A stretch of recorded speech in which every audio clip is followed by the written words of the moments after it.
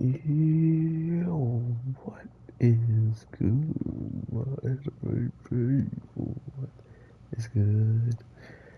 I am truly interested in what Odin is going to usher in at the end of the day, especially with the previews being the way that they are, showing us some good stuff. But the weird part about all of this is how everything is playing out on the main island, right? Like everything is pretty much fumbling. Like they are not doing what they wanted to do for a lot of reasons. One, all of the ports and ways to get in have pretty much been sealed or like taken care of. And just in general, with how much information is out to Orochi, is already like a damaging situation where they can't do much about it at this point.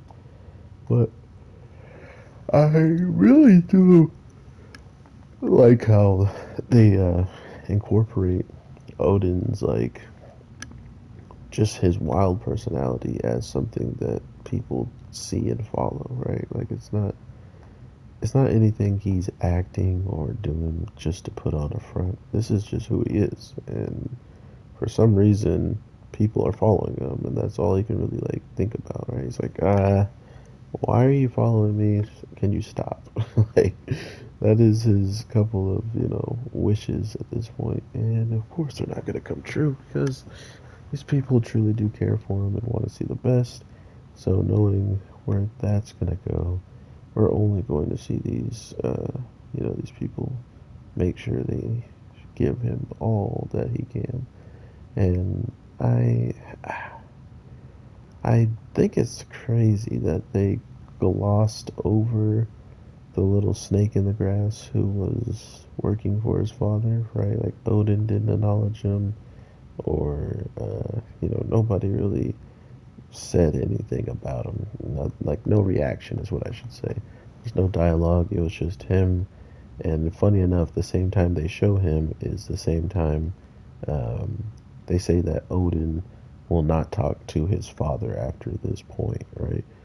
And the previews kind of give away why he's going to be somewhere he can't talk to his father. But outside of that, it's like the illness his father already has, and they showcase someone who would definitely be willing to poison, right? Someone that would be definitely willing to do anything to put a damper on someone else's name, like he already did with Odin. As soon as he said, "Oh yeah, Odin stole all your money," which is funny how the time changes and they showcase Odin's group of people that really care for him and whatnot, straight up stealing the money. So it's kind of a funny uh, payoff to, yeah, Odin did it, and now here Odin is super broke, and his lackeys are trying to steal any money they can, and they know a lot of money's here, but they're pretty brave to go to someone that Odin clearly respects, or someone that maybe they don't really know much about Odin, right? Like Odin doesn't express himself through words; he expresses himself through just doing what he feels is right in the moment, which definitely makes his character uh, very interesting, right? Which, funny enough, sounds like a certain someone that's been, running the show for quite some time, doing whatever they want, picking people of any shape, size, or whatever the case may be. If you are someone that can be useful, if you are someone that, wants to follow by example of what I'm doing and continue to push on or do even great with your own expeditions, then follow me. So instead of actually saying it, Odin just gets annoyed when they do it by themselves, right? They just all of a sudden got a whole bunch of random people following. That's annoying them, so of course, someone as ridiculously cool and crazy strong as Odin shocked me though to even have a competition. Like I didn't think anybody would actually put up a fight against him, and to be fair, the people he fought against really didn't. Like he did use a sick technique that they didn't put into the game, unfortunately, where uh, how he's kind of glowing up his swords like this.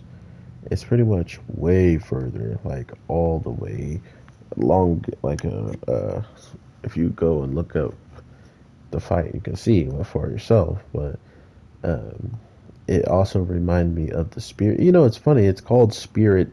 I think it was called Spirit Guardian or something like that. But it's called Spirit, and the one thing that is also kind of the same type of animation and the same attack that Vegito has is called Spirit Sword.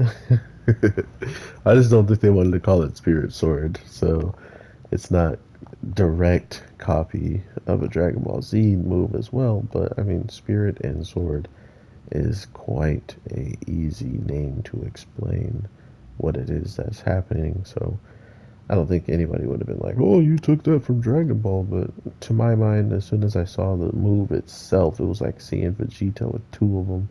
I was like, "That's broken."